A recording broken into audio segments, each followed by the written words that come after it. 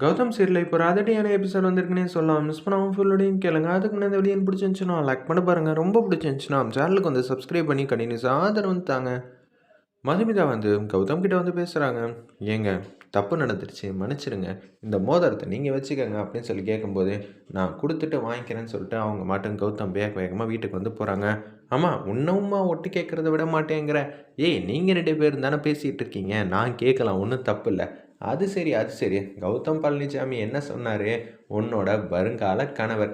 ஏம்மா நீ வேற அவர் மோதிரத்தை கழட்டி கொடுத்து மாற்றிக்கலாங்கிற மாதிரி சொன்னார். சரின்னு சொல்லிட்டு என்னோடய மோதிரத்தை நான் கழட்டிடுறேன். ஆனால் அவரோட மோதிரத்தை அவரால் கழட்டவே முடியலன்னா பார்த்துக்க அப்படின்னு சொல்கிறாங்க. அந்த இடத்துல மதுமிதா கடவுள் வந்து ஒரு கணக்கை போட்டு வச்சுருப்பாரு. அதுபடி தான் நடந்திருக்கும். நீங்கள் எதை மாற்றணும்னு நினச்சாலும் அதெல்லாம் மாற்ற முடியாது. உன்னோட கல்யாணம் கூடிய சீக்கிரம் நடந்து தான் தீருங்கிற மாதிரி மதுமிதாவோட அம்மா ரேணுகா வந்து சூப்பராக அந்த இடத்துல பேசுகிற மாதிரி காட்டுறாங்க. ஒரு பக்கம் சவுந்தரா கிட்ட வந்து மல்லு கட்டுறாங்க. நம்ம மாயா என்னம்மா நினச்சிட்டு இருக்க? போகிற போக்க பார்த்தா வந்து ஏதோ தப்பு நடந்துருச்சு அதுக்குன்னு என்ன ஜீவாவை கல்யாணம் பண்ணிக்க சொல்லுவோப்புல இருக்கு. அது கனவுல கூட நடக்காது. என்ன அவன் அடிச்சிட்டான். அப்படி இருக்கிற நிலைமையில நான் எதையும் மாற்ற விரும்பலமா? எனக்கும் அவனுக்கும் கல்யாணம் வந்து நடக்காது. ஏய் என்னடி நினச்சிட்டு இருக்க? நான் ஒன்றும் உங்கள் தயவில் இல்லைம்மா. நீங்கள் தான் என் தயவில் இருக்கீங்கன்னு மாயா கொஞ்சம் திமிரா வந்து பேசுகிறாங்க. சவுந்தரா யாருங்கிற விஷயம் வந்து இன்னமும் அவங்களுக்கு தெரியாதுங்கிறனால கொஞ்சம் திமிரா நடந்துக்கிறாங்க மாயா. உனக்கு அவ்வளோதாண்டி மரியாதைன்னு சவுந்தரா வந்து அவங்களோட சுயரூபத்தை கொஞ்சம் கொஞ்சமாக வந்து காட்ட இருக்காங்க அந்த இடத்துல.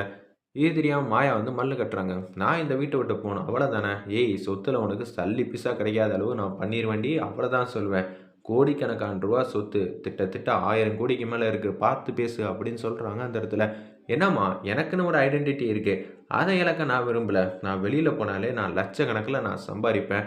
என்னோட கைவசம் என்கிட்ட தொழில் இருக்குது. மாதத்துக்கு எவ்வளோ என்னோட டேர்ன் ஓவர்னு உனக்கு தெரியுமா அப்படின்னு சொல்லி அவங்களும் மல்லு கட்டுறாங்க. அப்படியாடி சரி மரியாதையாக இந்த வீட்டை விட்டு போ.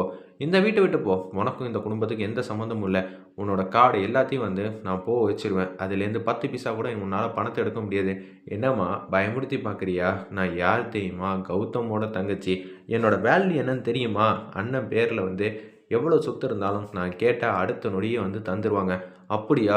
நான் யாருன்னு நான் உனக்கு காட்டட்டா அப்படின்னு சொல்லி கையை பிடிச்சி அப்படியே அவங்க அழுத்தி வந்து வைக்கிறாங்க அந்த இடத்துல. அம்மா வலிக்குதும்மா வலிக்குது. ஏய் நான் என்ன நினச்சிக்கிட்டு இருக்கேன்? நீ என்ன சொல்லிக்கிட்டு இருக்க? நானும் குழந்தைகிட்ட என்னோட சுயரூபத்தை காட்டக்கூடாது காட்டக்கூடாதுன்னு நினச்சிக்கிட்டு இருந்தா என்னடி ஓவரா திமிரா வந்து பேசிகிட்டு இருக்க? முதல்ல நீ யாரடி இது மாதிரிலாம் பேசுகிறதுக்கு? இங்கே நான் நினச்சது மட்டும்தான் நடக்கும். நான் என்ன நினைக்கிறேனோ அதான் கௌதம் வந்து செய்வான். நான் மனசில் என்ன வந்து நினைக்கிறேனோ அதை தான் கௌதம் வந்து பேசுவான். இது முதல்ல உனக்கு தெரியுமா? இத்தனை நாளாக எதுக்கு கௌதமுக்கு கல்யாணம் நடக்கலை? 42 வயசு ஆகியும். ஏன்னா சகுந்தலா வந்து அவனுக்கு கல்யாணம் பண்ணணும்னு எண்ணமே வரலை. அதனால தான் அவனுக்கு இன்னும் கல்யாணம் ஆகாமல் இருந்திருக்கு. இன்னொரு பக்கம் இப்போ ஏன் கௌதமுக்கு கல்யாணம் ஆகணும்னு நடக்குது தெரியுமா உனக்கு? ஏன்னா இந்த சகுந்தலா வந்து நினச்சிருக்கா. அதனால தான் கௌதமுக்கு கல்யாணம் வந்து நடக்குது அப்படின்னு சொல்லி செம மாதம் வந்து கத்துறாங்க அந்த இடத்துல நம்ம சகுந்தலா. அம்மா எனக்கு பயமாக இருக்குமா அப்படின்னு சொல்லிட்டு இருக்காங்க. இந்த வீட்டில் நான் எவ்வளோ தெரியுமா தியாகம் பண்ணியிருக்கேன். கோடீஸ்வர வாழ்க்கை கிடைக்கணும்னு சொல்லிட்டு என்னை விட 20 வயசு மூத்தவரை கல்யாணம் பண்ணி 4 குழந்தைங்கள வந்து நான் பெத்தெடுத்திருக்கேன். அப்படின்னு உனக்கு தெரியுமா? அப்படின்னு சொல்கிறாங்க அந்த இடத்துல. எதுக்காக இது மாதிரிலாம் என் வாழ்க்கையை தியாகம் பண்ணேன். எனக்கு பிறக்கக்கூடிய குழந்தைங்க எல்லாம் நிம்மதியாக சந்தோஷமா பார்ன் வித் சில்வர் ஸ்பூனில் வந்து வாழணும்னு சொல்லிட்டு தான் இத்தனை நாளாக வந்து கௌதமை ஏமாற்றி ஏமாற்றி நான் சொல்கிறத மட்டும்தான் கௌதம் செஞ்சு செஞ்சு இந்த இடத்துக்கு அவனை கொண்டு வந்து வச்சுருக்கேன். இது தெரியாமல் நீ என் முன்னாடி வந்து ஆட்டம் போடுற வழியெல்லாம் வச்சுக்காத. இல்லை நான் கௌதம் வந்து பேச்சை வந்து கேட்க மாட்டேன். சகுந்தலா பேச்சை கேட்க மாட்டேன்னா நீ மரியாதையாக வீட்டை விட்டு வெளியே போயிடலாம். ஆனால் நீ வீட்டை விட்டு வெளியே போயிட்டேன்னு வச்சுக்கேன் அவ்வளோதான். உன்னை 10 பைசா கூட யாரும் மதிக்க மாட்டாங்க. நீ இருக்கியேம்மா.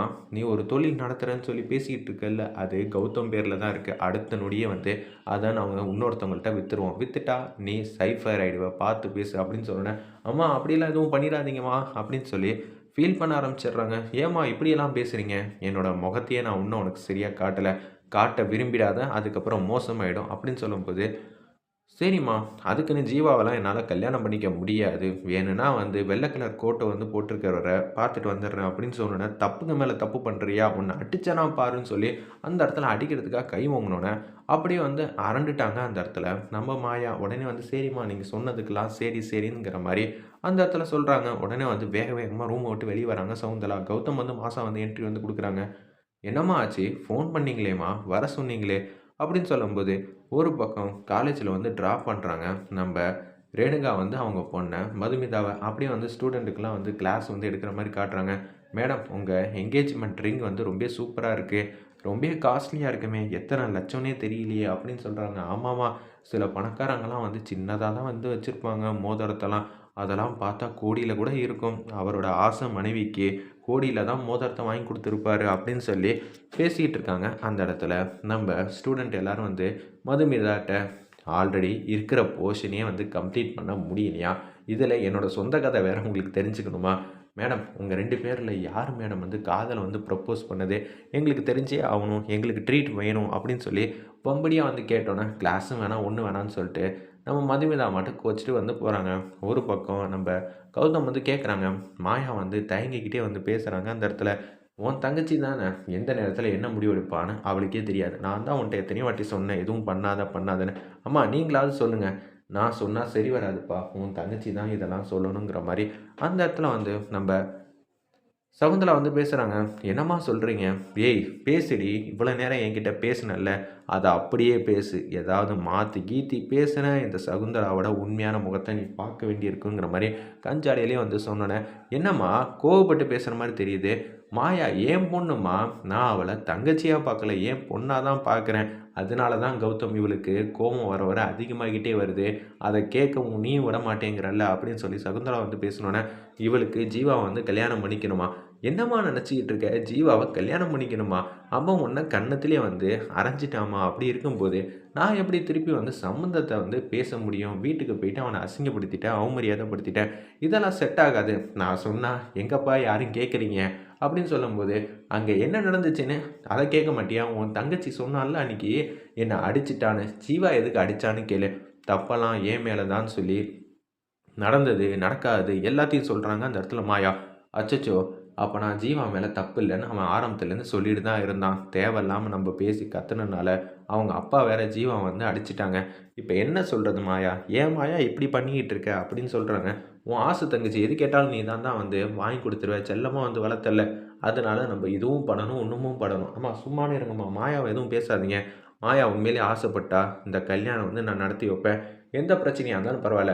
நீ என்ன நினைக்கிற?" அப்படின்னு சொல்லும்போது, அந்த இடத்துல கால்ல விழுந்த கதையும் வந்து சொல்லி முடிச்சிடுறாங்க. நம்ப மாயா, "அச்சச்சோ! இத வேற சமாளிக்கணுமா? சரி போ. இது மாரி தங்கமான புருஷன் உனக்கு கிடைச்சா எனக்கு சந்தோஷம் தான். ஜீவா தான் இனிமேட்டு உன்னோட ஹஸ்பண்ட். இத யாராலயும் மாத்த முடியாது. நான் பார்த்துக்கிறேன்." அப்படின்னு சொல்லிட்டு யோசிச்சுட்டு இருக்காங்க அந்த இடத்துல. ஒரு பக்கம் நம்ம ரேணுகா வந்து வீட்ல வந்து உட்காந்துட்டு இருக்காங்க. மதுமிதாவோட அம்மா. அப்பன்னு பார்த்து ஜோசியர்ட்ட வந்து பேசுறாங்க. கூடிய சீக்கிரம் வந்து கௌதமுக்கும் மதுமிதாவுக்கும் கல்யாணம் வந்து நடக்க போகுது. எந்த நாள் வந்து கல்யாணம் வந்து பண்ணலாங்கிற மாரி நம்பிக்கையோட வந்து கேட்குற மாரி காட்டி, இந்த எபிசோட வந்து அருமையா மாஸா முடிச்சிருக்காங்க. இத கேட்டோனே வந்து அதித்தியும், அவங்க அப்பாவும் ஆச்சரியப்படுறாங்க. "என்னப்பா கல்யாணம் நடக்குமா இல்லையான்னே தெர்ல. இவங்க என்னப்பா வந்து டேட்டெல்லாம் பார்த்துக்கிட்டு இருக்காங்க. உங்க அம்மாவோட நம்பிக்கை என்னைக்குமே உடைஞ்சதா சரித்திரமே இல்ல. பொறுத்திருந்து பார்ப்போம்ன்னு" அவங்க அப்பா வந்து பேசுறாங்க.